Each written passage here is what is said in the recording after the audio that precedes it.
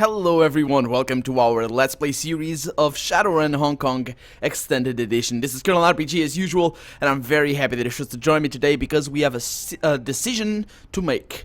And if you know me, well, if you've been watching this Let's Play, you probably know what the decision is gonna be. And if you heard my tone at the end of last episode, that wasn't really a big cliffhanger. It's just we were out of time. But for today, I think we have the final episode of this Let's Play. Let's see. Yeah, well, that's interesting. I'm surprised that you don't want to claim the warehouse for yourself. She waves your suggestion away as if it were a bad smell. Don't be daft. The warehouse and everything in it is Ares property. If we were to claim it, how would we hold to it?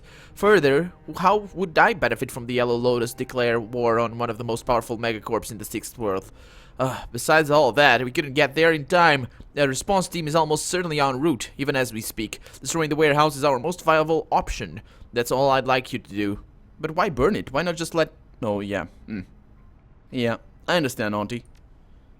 Good, dear. I knew we would. The woman inspects her glass again, dipping a pinky down the tap of the ball of ice that floats in the center of her drink. It spins away from her finger. She closes her eyes in a sigh. Let's say nothing. There you have it, dear. You've heard your offer, and what I'm willing to pay if you do the right thing. Opening her eyes again, she raises her glass to the screen. Her voice goes cold. I pray that you make the right decision for all of our sakes. I think she's right. Kindly Cheng's image flickers on your PDA screen, then winks out of existence. The call has been terminated. Huh. Interesting. The game has given me another save point here. Where do we want to go? What are our objectives? Deal with Crate? Well, that's done. Right? Oh. Q! Is she still here? Damn it, Q. Man. Hey, Q, how's it going? She's not gonna like what we have to say. Q struggles to lift herself into a kneeling position as you approach. She looks up at you with red-rimmed, horrible, bloodshot eyes. The veins in her temples are still throbbing, and you can see the red crescents where her nails bit into the palms of her hand. Seal, is Crate...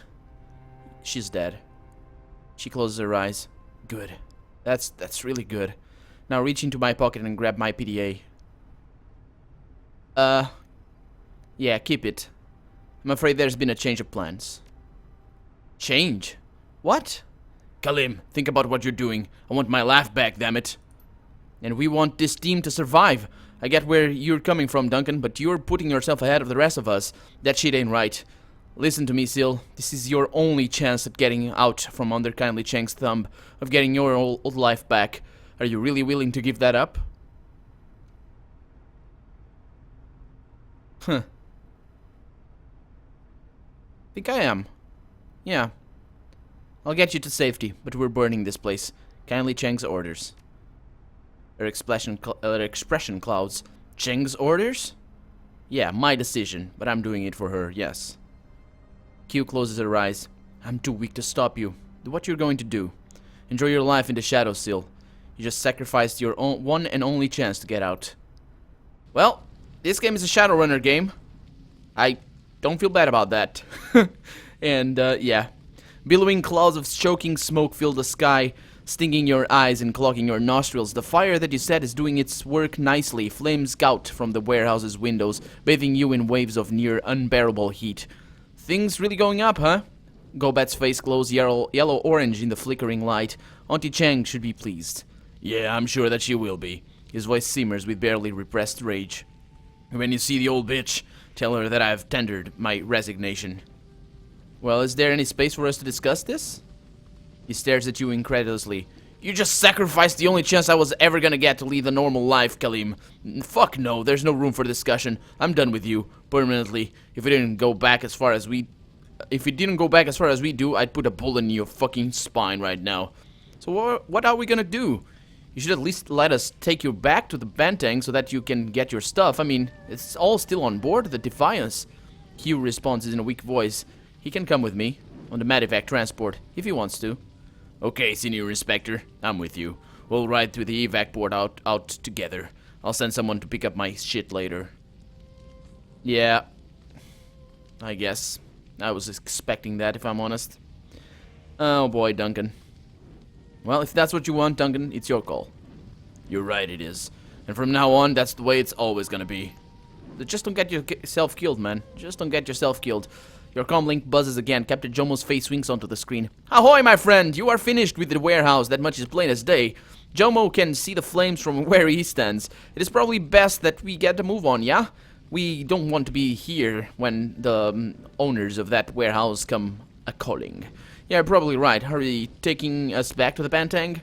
Yes, my friend, and from there, directly onto the Defiance. Kindly Chang has informed me that big changes are afoot with our organization, and that we should prepare ourselves for a lengthy voyage aboard your fine ship. Oh, Jomo, the Defiance isn't seaworthy. She's like a sieve with an engine room. Not anymore. Utama's best men have been working tirelessly to repair her in your absence. She isn't ready to set sail yet, but soon enough she'll be perfectly capable of crossing the Pacific unaided. Crossing the Pacific? Jomo, where are we going? To the new home of the Yellow Lotus, beautiful girl. His smiles gleams. Come now, we must go. But trust Jomo. All will be made clear in time. Okay. Well, looks like good things. Better things than I was expecting, to be honest. Epilogue. Yep, that's the last episode, folks. That is the last episode. I'm not sure for how long it's gonna run. I remember my last episode from the other campaign lasted a little bit short. But anyway, let's read this. The fire-wreathed warehouse burns at your back, the last of Ares and its legacy, soon to be nothing but a mound of embers. You return to Jomo and the drunken mistake. The pirate revs his engine and tears out of the arbor ahead of the medevac transport you called in for Q. Your mind is a blur, thoughts crashing through like the mistake crashes through the waves. You know the inspector will live, but your opportunity to flee back to your old life has now left the table, gone from the moment you torched the warehouse, just like Duncan. But this time for good, from the sound of things. His words echo in the back of your mind, their anger leaving little room for reconciliation. The drunken mistake speeds away from the Taipo Arbor, carrying you back towards the Bantang.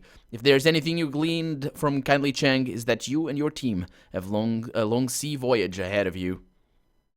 Yeah, that kind of makes things a little bit interesting. Kind of a shame that Duncan is gone, but, well, he's doing what he thinks best. Hopefully he doesn't get himself killed, because he's always had a bit of a hot temper. So, yeah, I don't know. Kalim has always been his, I don't know, getting him straight and all that. The Defiance motors along, cutting through the choppy waves of the South China Sea. The coarse sound of Captain Jomo's voice echoes down from the wheelhouse. He's singing a crude Indonesian sea chanty, and in between verses he barks with laughter. Well, he seems to be enjoying himself. Well, if the singing helps him to pilot this wreck, I'm all for it. I don't know. I kind of like it. It's a tonal and I can't understand the lyrics, but you can hear that he's happy. It sounds like a leopard seal with a sinus infection. Sometimes this acute hearing of mine is a curse. 16 days of this will be challenging to endure. It would drive Duncan crazy if he were here. Gobat snorts and shrugs languidly. I hear you, Seal, but that's how it had to happen. This is the life you chose for yourself. You're good at it. You like it. Duncan doesn't. What did you expect him to do? Isabel shakes her head, sighing. Don't blame yourself, Seal. You're cut out for this life and he isn't. And the inverse is true. You had a normal life. You never did. What were you gonna do? Go be a clerk in a stuffer shack? Sell tasers at Weapons World? Yeah, I can't really see it. Look to the future, not the past. That's how you progress into a better place in your life. So tell me, what do you plan to do when we arrive in Seattle? Oh yeah, we're going back to Seattle. Well, I don't know. I have absolutely no idea. We should probably go see Kindly's friends in Puyallup. Puyallup. I don't know what that is. The sooner we get her plugged in with the triads in Seattle, the sooner we can all get settled in. I don't know about either of you, but I've got a pretty good feeling about this. What do you think, Phil? Seal, you're ready to show us the sights of the UCAS and get into a whole set of new troubles? Because if you ask me, yeah, I think you're gonna have an interesting life no matter where we go. Isabel walks over the nearby table and grabs a bottle of Jomo's Baiju off it. Yeah, I'll drink to that, to the future, right? Whatever it might be. She pulls the cork out and takes a long drink, tossing it to you afterwards. Yeah. I don't know. Let's see. Let's drink. To continuing to have eyesight. Oh boy. Anyway, I think friends and family is what's important, but I don't know. Fortune is good fortune is a good thing. Let's go to drink to friends and family, because they're all we've got. The Baiju burns like a slug of old kerosene and engine grease going down, with the faintest aftertaste of copper wiring on old shoe leather. Not the worst Jomo's got by a long shot. Gobbet laughs, throwing back at her head. That's the spirit. No matter what happens when we make landfall, we'll be ready for it. Come hell or high water, we're survivors. Come on, toss that bottle over here. As you settle in for another day in the long trip for Seattle, serenaded by Jomo's rough areas, there does seem to be a sense around the boat that everything will turn out all right after all. At the aft of the room, aft, is that the front? I suppose, maybe the back, aft, like after. Yeah, I think that's the back. At the back of the room, the outdoors is visible through the portholes there. The sky outside is so brilliant as to be almost blinding. For now at least, the horizon seems clear. Seattle feels strange after so much time away. It still feels like home, but it's curiously foreign at the same time. But with Kindly Chang and your crew on your side, you rapidly make it feel like you never left Hong Kong. Kindly introduces you to Zheng Liqua, the Seattle mountain master of the Yellow Lotus, and through him you find both work and safety. With your help, the Yellow Lotus rapidly expands its influence in the Puyallup Barrens. Business booms in 2058 when Don James the Hammer O'Malley is assassinated, kicking off a gangland war that affords the Yellow Lotus rapid gains in both influence and territory. Through your own skill and Kindly Chang's trademark ruthlessness, your team steadily carves out a large chunk of the Seattle Metroplex for the Triad. This expansion continues until the Renraku arcology inexplicably seals itself off from the outside world, trapping its hundreds of thousands residents inside. The UCAS military cordons the structure off, casting a pall over the Metroplex. In response, the Yellow Lotus wisely chooses to slow their expansion, the better to remain off of the military's radar. Why did they do that, though? Is that a setup for the next game? The world turns, seasons change, and life moves on. In the following months, Ares Macro Technology takes over the contract of the HKPF from Mitsuhama. The Tolo Arbor complex is completed, and a new, heavily militarized police force walks the streets of Hong Kong. In Hong Kong, the feud between the Red Dragon Association and the Yellow Lotus erupts into a full-scale gang war in the early 2060s. The Red Dragons prevail in the conflict, and the Hong Kong branch of the Yellow Lotus is completely annihilated. The Triad's tradition live on in the Seattle Metroplex under the stewardship of Zheng Liquan and Kindly Chang. Oh, yeah, okay. I thought she died, but no. Duncan's fate is forever a mystery to you. If he leaves, you never hear from him again. You and your team remain as tightly knit as ever. Together, you look at the future. And the what? I don't know. And the what? Oh boy, I don't know. I'm kind of afraid to clicking back right now. But anyway, that is... Did I miss something? I think I missed something. No, I didn't miss anything. Okay, well, that's the end. That is the end of Shadowrun Hong Kong Extended Edition. Oh boy, it's been a blast. It's really been a blast. Delivered way more than I was expecting, to be honest. 6 hours, my ass. It's been like 23 episodes, 24, I don't know. But yeah, pretty fun. A lot of fun. The last battle was pretty amazing. The showdown with Crate was also pretty fun. So I'm really happy about this turned out, and I'm really happy to have you guys here with me playing this game. I started playing Shadowrun Hong Kong a long time ago. Well, I was playing on a channel when I was still at 80 subscribers or something thereabouts.